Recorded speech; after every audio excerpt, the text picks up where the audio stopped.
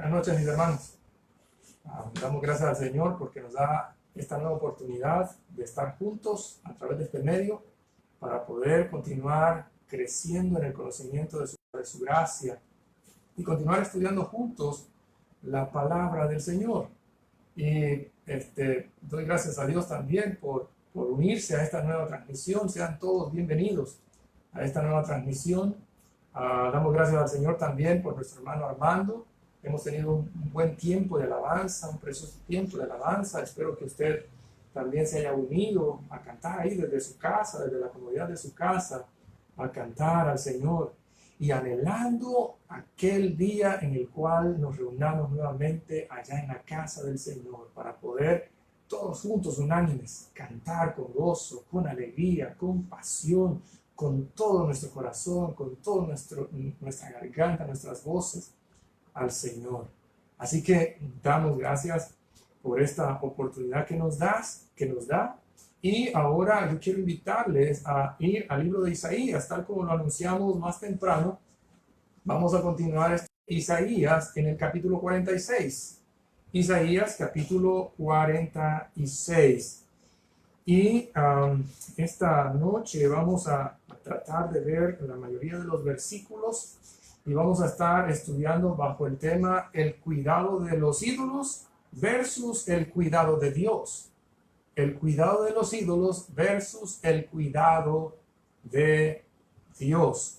Y quiero que me acompañe a leer ahí el capítulo 46 de Isaías. Si ya lo tiene, si ya encontró su Biblia, si la tiene ahí a la mano, yo le invito a leer conmigo versículo 1 del capítulo 46 del libro de Isaías. Dice así la palabra del Señor. Se postró Bel, se abatió Nebo, sus imágenes fueron puestas sobre bestias, sobre animales de carga. Esas cosas que vosotros solíais llevar son alzadas cual carga sobre las bestias cansadas. Fueron humillados, fueron abatidos juntamente. No pudieron escaparse de la carga, sino que tuvieron ellos mismos que ir en cautiverio. Oídme, oh casa de Jacob, y todo el resto de la casa de Israel, los que sois traídos por mí desde el vientre, los que sois llevados desde la matriz, y hasta la vejez yo mismo, y hasta las canas os soportaré yo. Yo hice, yo llevaré, yo soportaré y guardaré. ¿A quién me asemejáis? ¿Y me igualáis? ¿Y me comparáis para que seamos semejantes? Sacan oro de la bolsa y pesan plata con balanzas. Alquilan un platero para hacer un dios de ello. Se postran y adoran. Se lo echan sobre los hombros, lo llevan y lo colocan en su lugar. Allí se está. No se mueve de su sitio. Le gritan y tampoco responde ni libra de la tribulación. Acordaos de esto y tened vergüenza. Volved en vosotros, prevaricadores.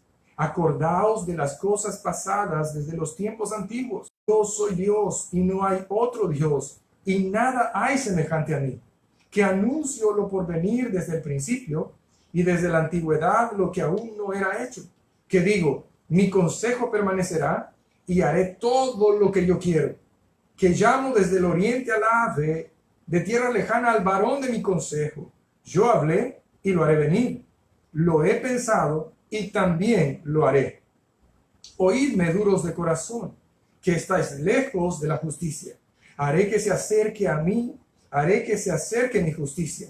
No se alejará y mi salvación no se detendrá. Y pondré salvación en Sión y mi gloria en Israel. Muy bien, es posible que usted haya notado que en estos capítulos que hemos estado estudiando de este libro de Isaías, el Señor una y otra vez vuelve a mencionar el tema de la idolatría y vuelve a remarcar la tremenda diferencia que existe entre Él y los ídolos. En los versículos anteriores, es decir, el capítulo 45, del verso 20 al 25, vimos que se dirige el Señor a los sobrevivientes de las naciones gentiles, que también estaban en las mismas condiciones que los judíos. Habían sido conquistados por Nabucodonosor y habían sido también llevados en cautiverio. Ellos habían clamado a sus propios dioses sin recibir respuesta, por lo cual el Señor, el Dios de Israel, les invita a buscarle a Él, el único Dios verdadero, un Dios justo y un Dios salvador. un Dios real que quería extender su salvación a todos los términos de la tierra. Así que podemos decir que uno de los propósitos de Dios al dirigirse a esas personas era poder brindarles verdadera esperanza. Una esperanza que sus dioses hasta ese momento no les habían podido. Pero también buscaba hacer entrar en razón a su propio pueblo al hacerles reflexionar sobre su naturaleza y poder comparado con la naturaleza y poder de los ídolos en los que ellos, los judíos, durante muchos años habían depositado su confianza y por cuya causa se encontraban en ese momento en cautiverio. Es necesario decir que el capítulo 46 no es una idea aislada de los versículos anteriores, sino que trae el mismo hilo de pensamiento, es decir, Dios y los ídolos, Dios y los ídolos. Isaías ha venido hablando desde el capítulo 40 de Dios y los ídolos. Así que aquí encontramos que continúa con esta misma idea, con este mismo pensamiento. Nada más que se puede notar que ahora el pensamiento o la idea que trae Isaías gira alrededor del cuidado que ambos ofrecen a los que ellos. Y como lo he dicho anteriormente, este contraste en el corazón de los que leían o escuchaban esta profecía les ayudaría para poder escoger a quién adorar. Les ayudaría para poder escoger a quién servir o en quién confiar. Así que vamos a comenzar considerando el cuidado que ofrecen los ídolos. El cuidado que ofrecen los ídolos. Vaya conmigo al versículo 1 y versículo 2. Dice así la palabra del Señor. Se postró Bel, se abatió Nebo. Sus imágenes fueron puestas sobre bestias, sobre animales de carga. Esas cosas que vosotros solíais llevar son alzadas cual carga sobre las bestias cansadas. Fueron humillados, fueron abatidos juntamente. No pudieron escaparse de la carga, sino que tuvieron ellos mismos que ir en cautiverio. Probablemente usted, al igual que yo, lo primero que notamos en estos versículos que resalta es la mención de los principales dioses de Babilonia. Me refiero a Bel y Nebo. Son los principales o eran los principales dioses de Babilonia. Ahora, quiero aclarar que en realidad Bel no era el nombre de ningún dios, sino que era un título que se le había otorgado al principal de los dioses de Babilonia, cuyo significado era Señor. Es decir, la palabra Bel significa Señor. Y la historia nos dice que el principal de los dioses de Babilonia se llamaba Marduk. Marduk, y a él es al que se refieren como Bel. A Marduk es al que le dicen Señor, y ya vamos a ver más adelante a cómo se referían a él o qué creían acerca de él. Bueno, a él, a Marduk, lo conocían o se le conocía como el rey de los dioses. Dentro del panteón o dentro de la gama de dioses, los de Babilonia, estaba este dios Marduk, al que se le conocía como el rey de los dioses, el arquitecto del cielo y de la tierra, así se le conocía, y se le conocía como el creador de la vida. Además, diferentes textos antiguos sugieren que Marduk era también el proveedor de agua, él era el dios de la abundancia, y escuchen bien lo siguiente, se creía que él era el salvador de los hombres y el repartidor de los destinos. La gente de aquel entonces usaba la expresión nadie como Marduk, y usaban esta expresión para referirse a su poder. Nadie como Marduk, era inmensamente poderoso según ellos, este dios. Y de hecho, encontré parte de un himno que en el culto de Babilonia le dedicaban y cantaban a este dios Marduk, usando la palabra Bel. Y solo les voy 4 líneas de este himno que le cantaban a Marduk en aquel entonces. Ellos decían así en sus himnos, decían: oh Bel, al que nadie iguala cuando está enfadado. Oh Bel, excelente rey, señor de las naciones. Oh Bel, que derribas lo poderoso con tu mirada. Oh Bel, tu morada es Babilonia. Y cuando ellos decían tu morada es Babilonia, se referían a que Marduk era el patrono de la ciudad de Babilonia. Era el Dios protector de la ciudad de Babilonia. Y ellos creían todo esto en cuanto a este Dios. Luego encontramos a Nebo, que también era conocido como Nabu. Nabu.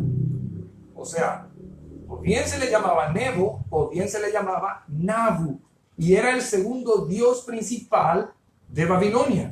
Y se le conocía como el hijo bien amado de Marduk. O sea, padre e hijo eran deidades. Así que la gente lo adoraba como tal, como el hijo del principal de los dioses de Babilonia. Es interesante que su nombre formaba parte del nombre de varios reyes que gobernaron allí en Babilonia. Si usted recuerda, el papá de Nabucodonosor se llamaba Nabopolassar.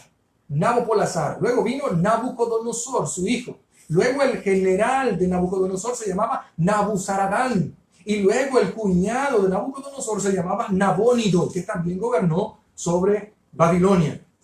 Este dios Nebo o Nabu tenía su propio templo en la ciudad de Borsippa, una ciudad que estaba ubicada a unos 18 kilómetros al suroeste de Babilonia. Es decir, como de aquí de San Miguel, allá lo que conocemos como el 18 nosotros. 18 kilómetros de distancia entre ambas ciudades. Nabu era el patrono de la ciudad de Borsippa.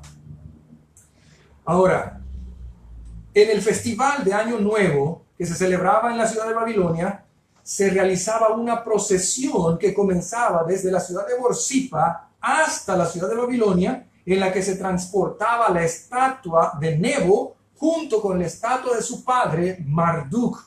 Y se creía que su poder sobre la existencia humana era inmenso, porque era quien escribía el destino de cada persona. Por lo tanto, este Nebo tenía el poder de aumentar o disminuir, según su voluntad, la duración de la vida de las personas.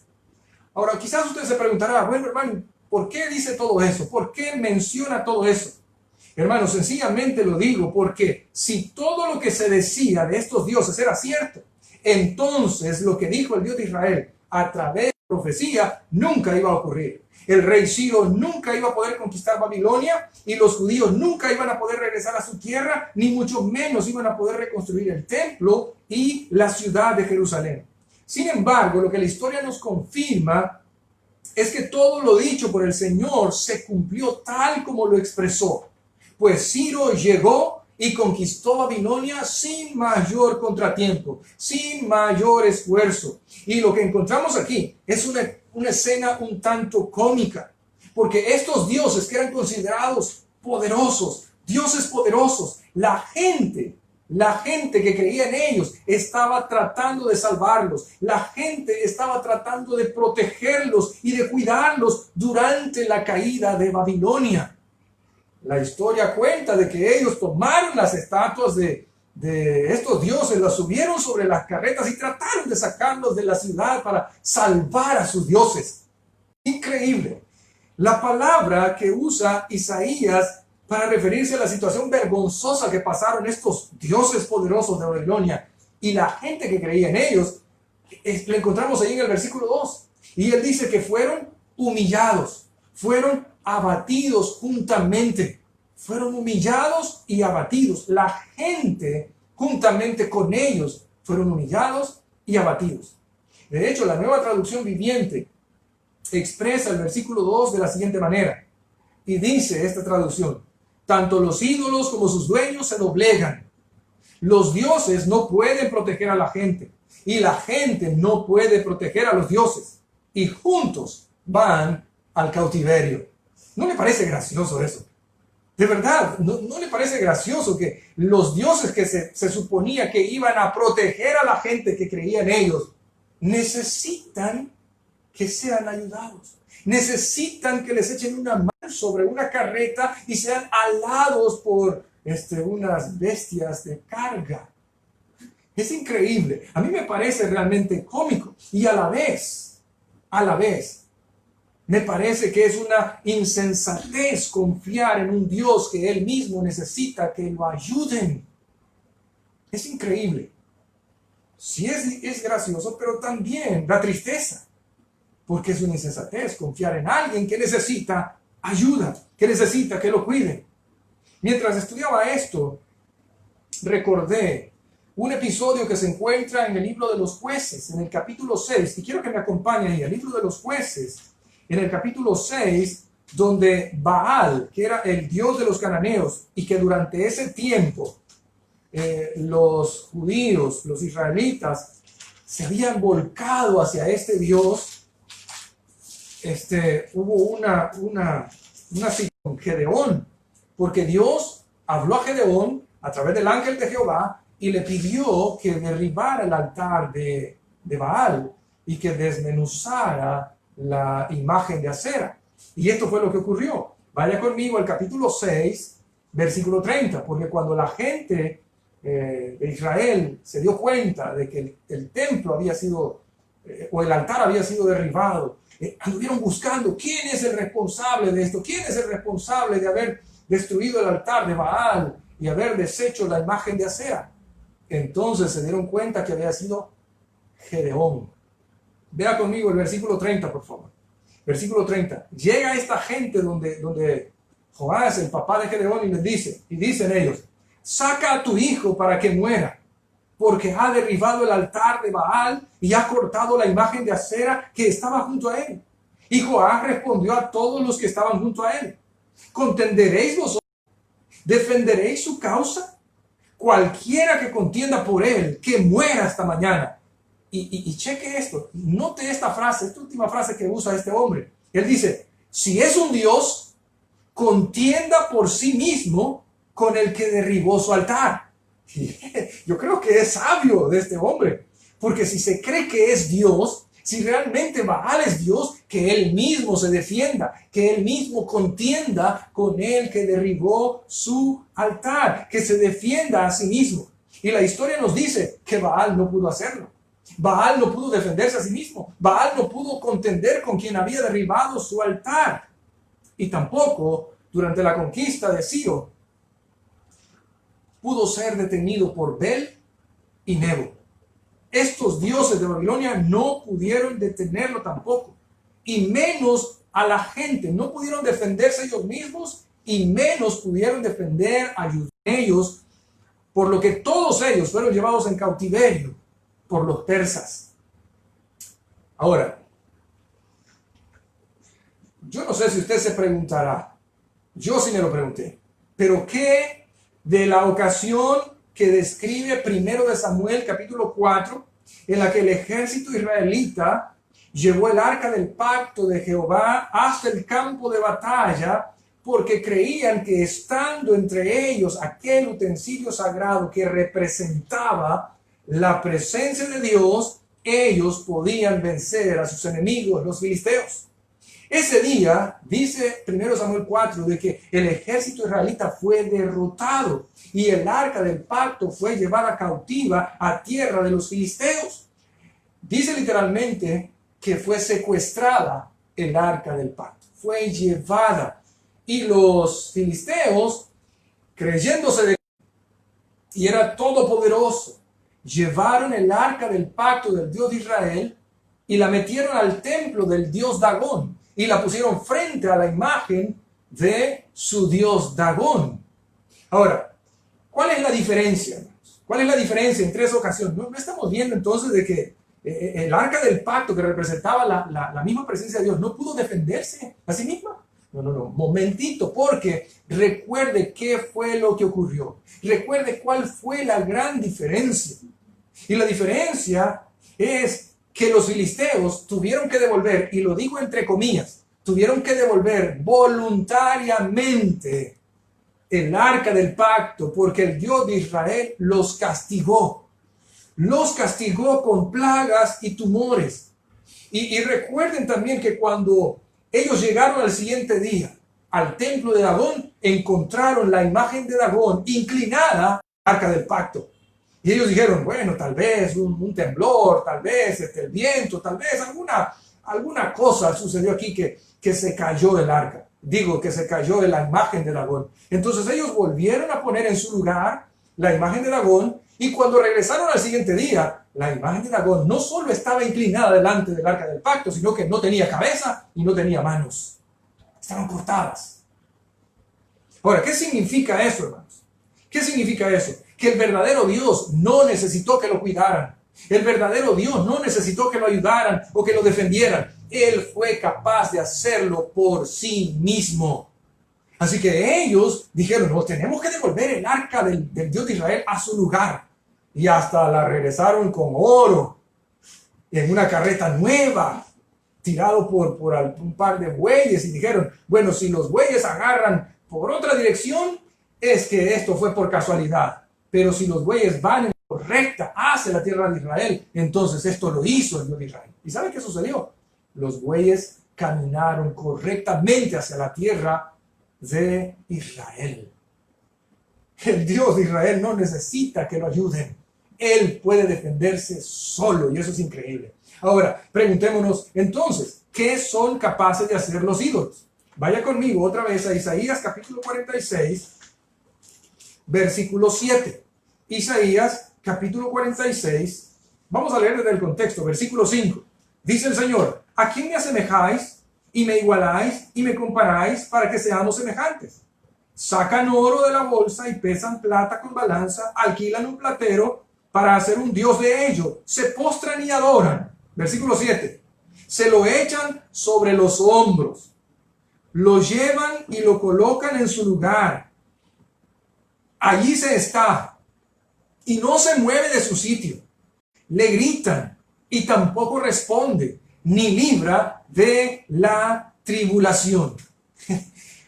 O sea, ¿está usted entendiendo el contraste que encontramos aquí entre el Dios de Israel y entre los ídolos? No importa lo que la gente creyera, cuán poderosos creyera la gente que eran esos ídolos. No se podían ni siquiera mover. Necesitaban que los tomaran sobre los hombros y los movieran de un lado para otro. Los llevaban y los colocaban en un lugar y ahí se quedaban. No se movían. Y cuando la gente venía y les suplicaba por ayuda, ellos no respondían. No decían absolutamente nada. Y si la gente los buscaba, era porque la gente necesitaba ayuda. La gente necesitaba el socorro. Pero ellos no respondían en la tribulación de la gente. Para la mayoría de esto refleja las creencias del pasado, nuestras creencias del pasado. Y digo, quizás para la mayoría de nosotros, por lo menos ese es mi caso. Y cuando las consideramos, quedamos asombrados de cómo pudimos creer cosas semejantes. Por lo menos eso fue lo que me ocurrió a mí. ¿Cómo pude yo haber creído en cosas semejantes? Y déjeme contarle esto. Yo me crié en una familia que creía en los santos.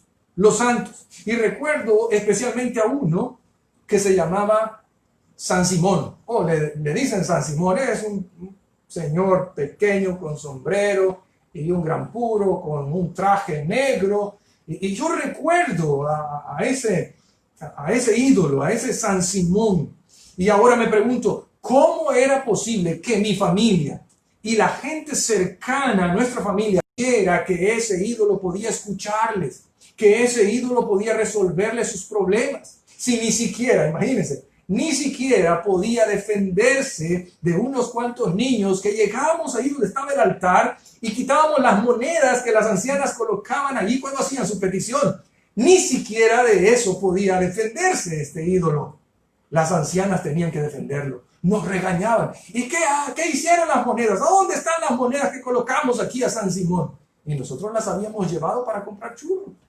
Imagínense. No podía defenderse por sí mismo. Ocupaba que las ancianas lo defendieran. Hermanos, nosotros debemos volcarnos al Dios verdadero. Dejar de creer en los ídolos, dejar de confiar en los ídolos.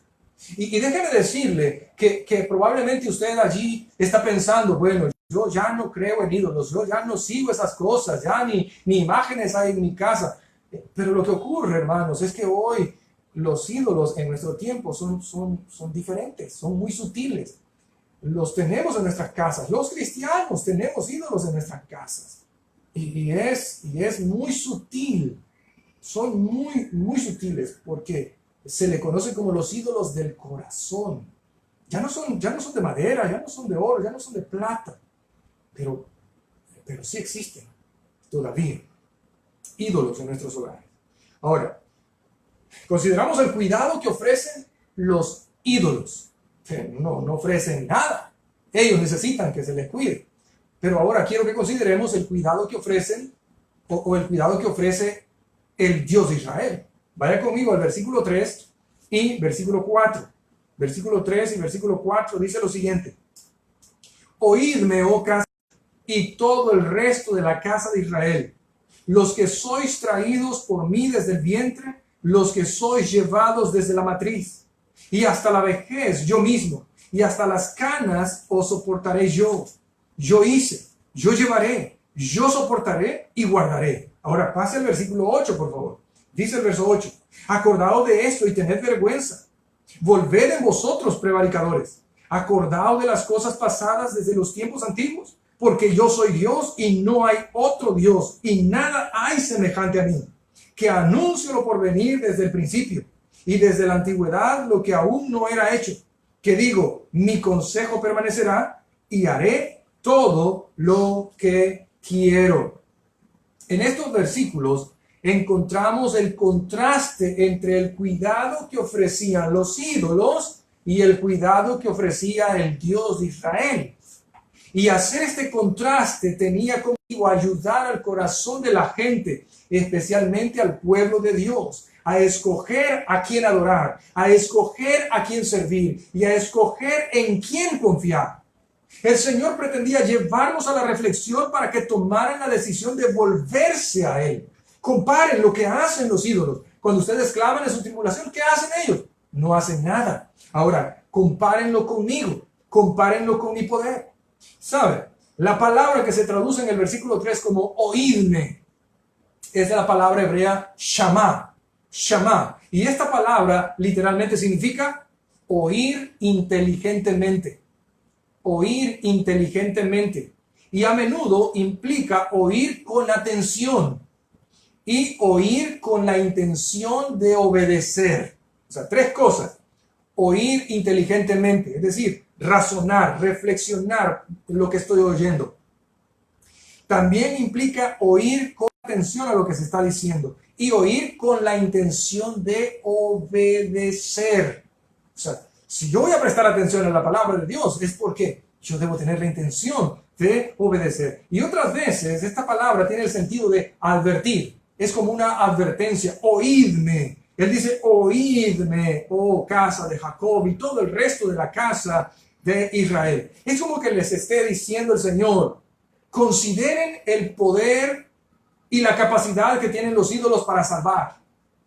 La capacidad y el poder que tienen los ídolos para escuchar, para ayudar y para responder en medio de las tribulaciones. Y luego consideren el poder y la capacidad que tengo yo. Yo soy el Dios que tiene vida en sí mismo.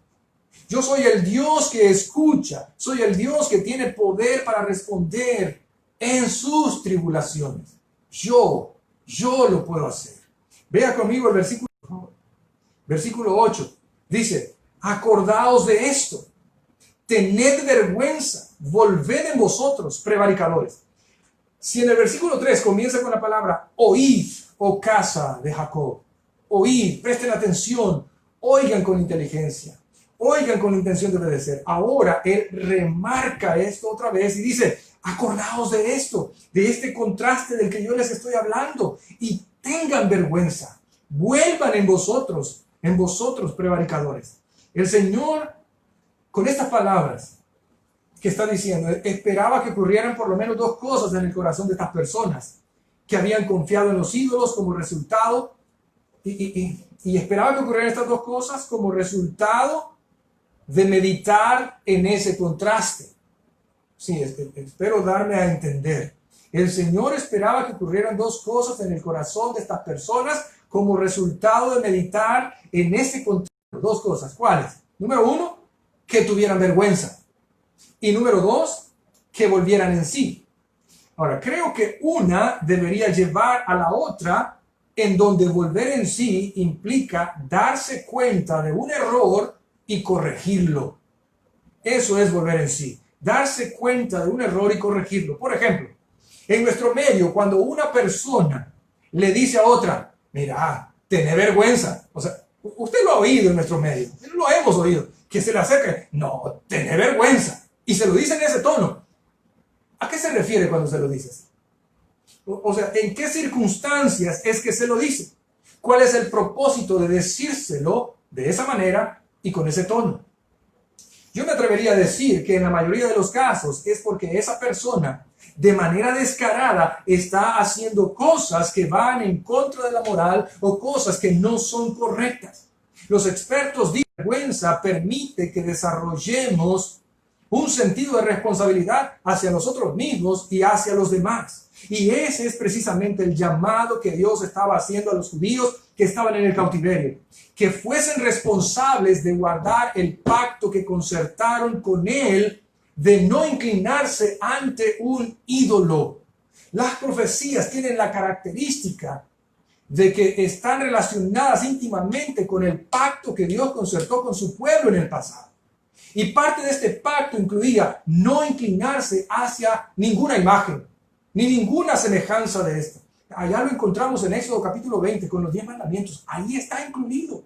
En Deuteronomio lo volvemos a encontrar. Allí está incluido. No debían inclinarse. En el Nuevo Testamento lo encontramos en relación a cuando Jesús dice que el primer y gran mandamiento es amar al Señor con todo su corazón, con toda su alma y con todas sus fuerzas. No a otra persona, no a otro Dios, sino al Dios de Israel. Probablemente, cuando leemos o escuchamos esta frase, volver en sí, probablemente esto fue lo que le ocurrió al hijo pródigo. Pensamos en él, viene a nuestra mente el hijo pródigo, esta parábola. Y probablemente digo que esto fue lo que le ocurrió cuando él se vio deseando comer de las algarrobas que comían los cerdos. Ahí donde llegó a pedir posada, o llegó a pedir que le ayudaran. Entonces le dijeron, bueno, ve y cuida a los cerdos y vamos a ver qué hacemos luego. Y dice que él veía comer a los cerdos algarrobas y él anhelaba, deseaba comer de esas algarrobas que comían los cerdos. Entonces, estando en esa condición, dice Lucas capítulo 15, versículos 17 y 18, y volviendo en sí. Bueno, si tiene usted su Biblia allí, vaya conmigo a Lucas, para que usted lo lea también conmigo. Lucas capítulo 15, 17, versículos 17 y 18. Dice así, y volviendo en sí, dijo, ¿cuántos jornaleros en casa de mi padre tienen abundancia de pan y yo aquí perezco de hambre? Me levantaré e iré a mi padre y le diré, Padre, he pecado contra el cielo y contra ti. Ahora, esta frase, volviendo en sí, tiene el sentido de despertar, tiene como el sentido de despertar de una locura. Y esa acción lo hace pensar con más claridad sobre su condición. Y lo lleva a reconocer que había pecado contra Dios y contra su Padre. Y luego lo lleva a pensar en un plan de acción para dejar esa condición en la que se encontraba por causa del pecado.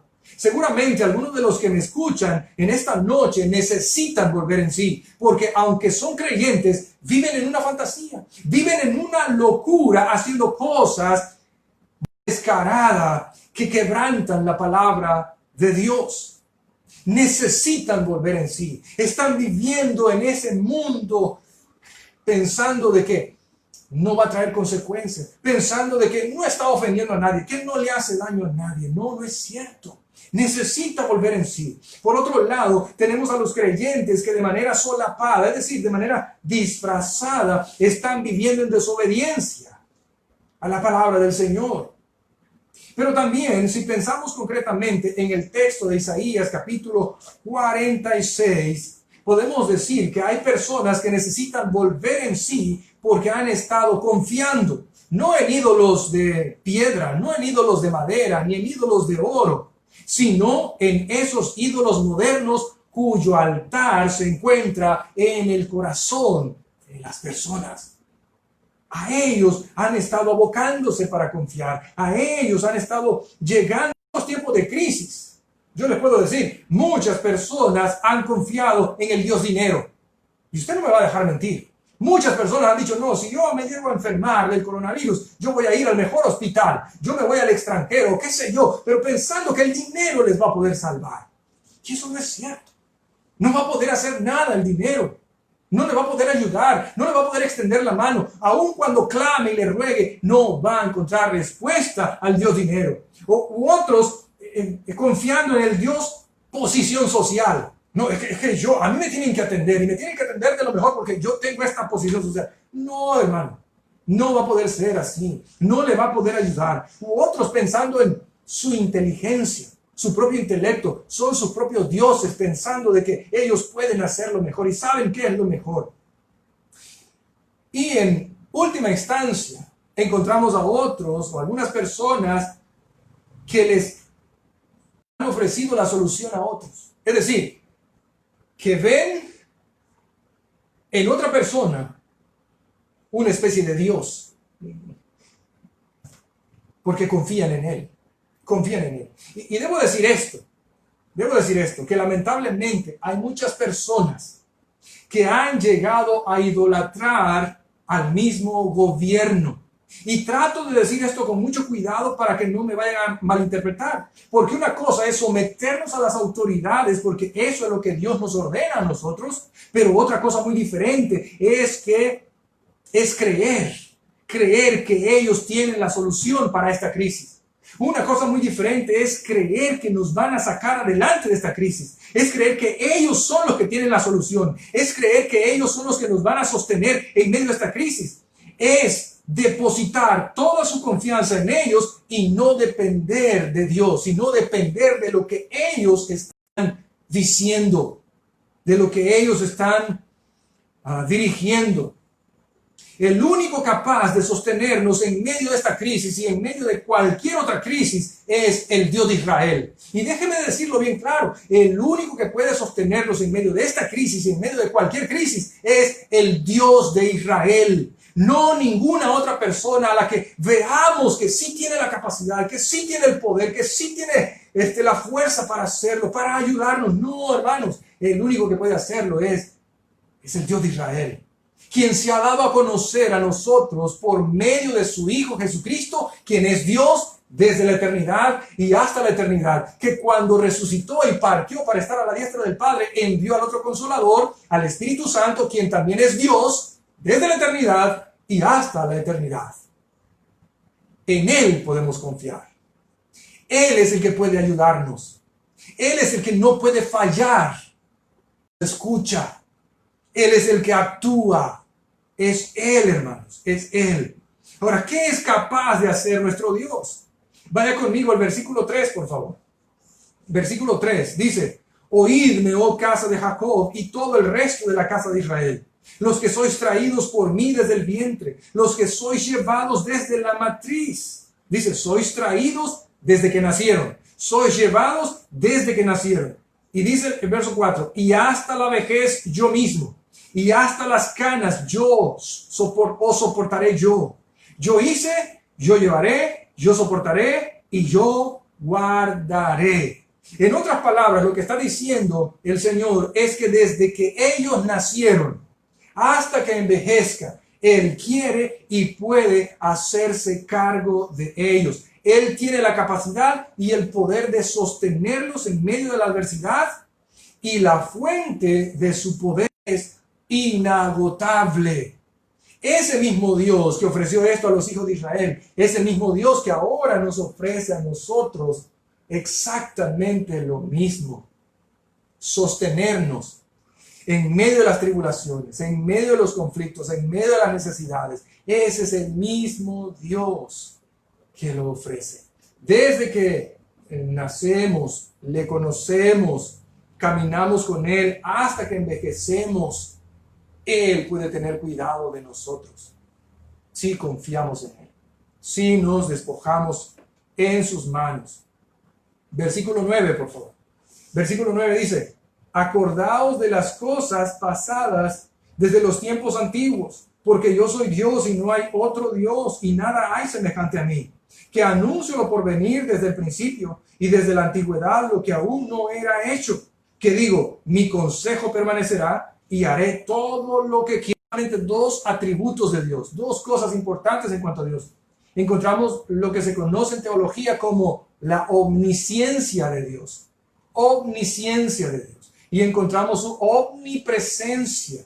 Y también podemos hablar de la soberanía de Dios. Él hace lo que Él quiere, cuando quiere, como quiere, con quien quiere y a donde quiere. Eso es ser un Dios soberano. Él hace todo lo que quiere. El Dios de Israel es diferente de los otros dioses porque Él, en primer lugar, Él existe. Nebo y Bel no existen. San Simón no existe. Y otros que usted quiera mencionar no existen. Pero Jesucristo sí existe. El Padre sí existe. El Espíritu Santo sí existe. Ahora, es diferente también porque tiene poder. Tiene poder. Porque demuestra amor. Porque es un Dios que escucha. Porque es un Dios que responde. Que es un Dios soberano. Pero además es diferente porque Él conoce el futuro. Y digo que conoce. No es que adivina.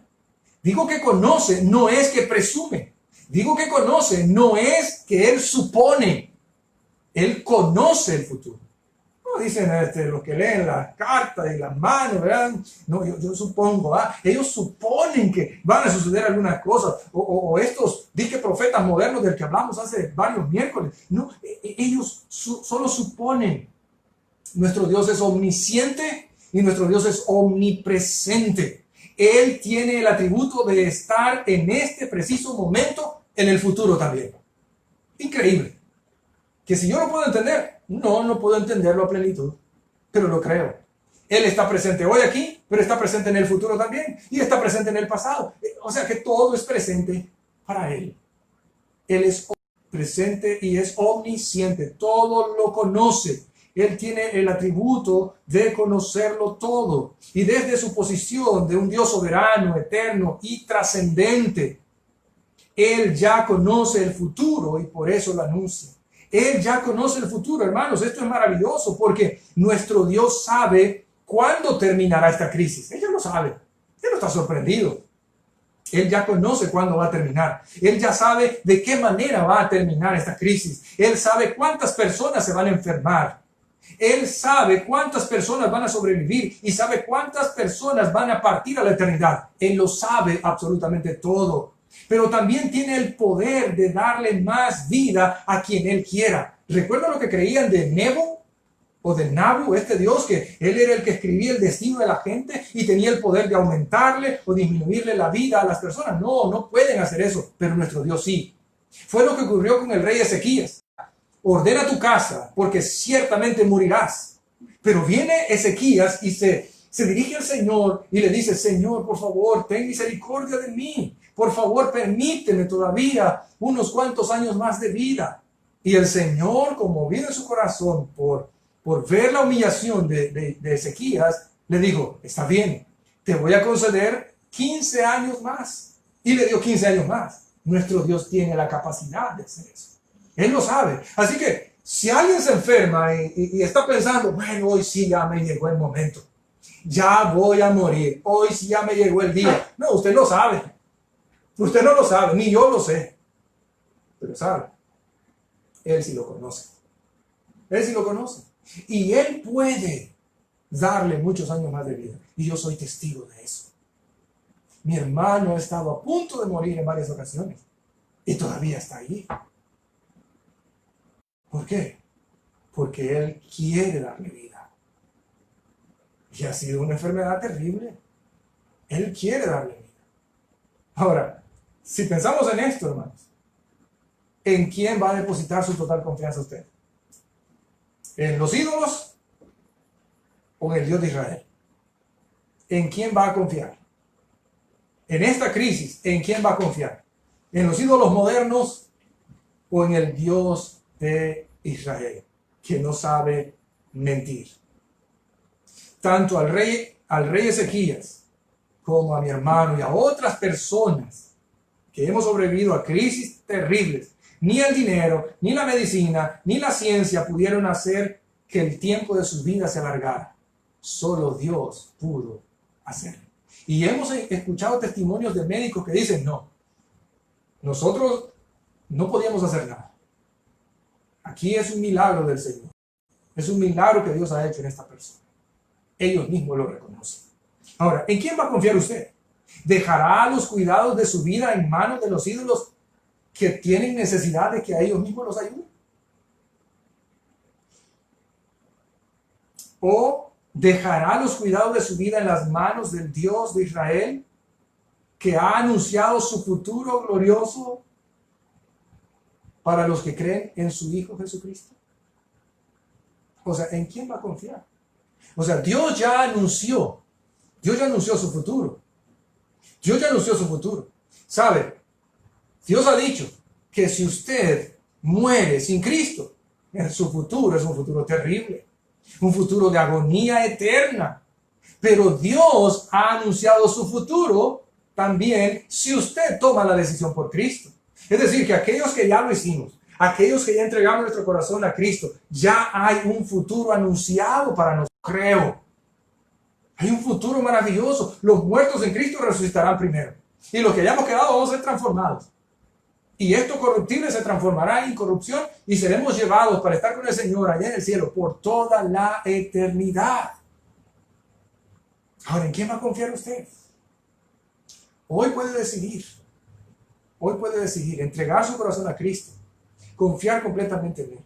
Y nosotros, que ya hemos creído en Cristo, podemos estar totalmente confiados. Dios va a cumplir su palabra. Él termina diciendo en versículos 12 y 13 que su salvación no se detendrá, no se hará esperar, vendrá, no se tardará. Hay gente que está desesperada. Bueno, ¿y cuándo? ¿Cuándo Dios? ¿Cuándo el Dios en el que ustedes creen va a dar solución a esta pandemia? Bueno, no se tardará. Va a ser en el momento propicio. Él llega justo. Y los creyentes estamos confiados en eso. No estamos perdidos. No estamos mal creyendo en ídolos que no salvan, que no escuchan, que no actúan. Quiero pedirles que cierren sus ojos ahí donde están, desde su casa, y pueda orar conmigo en este momento. Padre, te alabamos, te bendecimos por ser un Dios real, un Dios que existe, un Dios trascendente, un Dios que no está limitado al tiempo y al espacio, un Dios que ve el futuro como si fuera el presente, un Dios que conoce todo lo que está ocurriendo y todo lo que va a ocurrir en nuestro futuro. Gracias, Señor, gracias por haber hablado, haber mencionado el futuro de aquellos que creemos y confiamos en tu Hijo Jesucristo y nos hemos acercado a ti a través de tu Hijo Jesucristo, porque esto nos brinda esperanza en medio de esta crisis mundial. Señor, familias de nuestra iglesia y personas cercanas a nosotros o familiares en los Estados Unidos y en otros países, sufriendo los embates de esta enfermedad, pero confiados en ti, Señor. Eso trae esperanza a nuestro corazón. Y rogamos a ti que tú puedas obrar en el corazón de aquellos nuestros familiares que aún no han confiado en ti, que aún están confiando en sus dioses, en los dioses modernos, en sus ídolos. Pedimos para que tú puedas hacerles entender y hacerles reflexionar sobre en quién deben confiar, en quién deben creer y a quién deben dirigirse y a quién deben entregar su corazón. Oramos por todos ellos, Señor. Oramos por las familias de nuestra iglesia. Oramos por aquellos que están en este momento contagiados por el virus. Que tú les puedas dar la fortaleza en su cuerpo. Que tú puedas, Señor, de su organismo y puedas sacarles adelante en victoria de esta situación, si ese fuera tu deseo. Así como lo hiciste con Ezequías, lo has hecho con mi hermano y con otros hermanos en Cristo, que tú puedas hacerlo también, Señor, si ese es tu deseo. Tus designios son soberanos, son infinitos. Tu conocimiento sobrepasa nuestro limitado conocimiento. Y por eso es que confiamos plenamente en ti. Si nos ha de tocar partir, Señor, tu palabra ya nos ha dicho que a ti te pertenecemos, Que si vivimos, para ti vivimos. Y que si morimos, para ti morimos. Y que el morir para un creyente es muchísimo mejor. Es ganancia. Porque estaríamos desde ya contigo. Así que, Señor, brinda esperanza a nuestros corazones. Gracias por estar allí. Gracias por estar en el hogar de cada uno de mis hermanos. Gracias por sostenerles. Gracias por ayudarles. Gracias porque tú has dado esperanza a cada uno. En el nombre de Jesús, oramos, te alabamos y te damos las gracias. Amén. Y amén. Amén. Bueno, que el Señor les bendiga, mis hermanos. Y les esperamos el próximo viernes y el sábado de los jóvenes. Amén.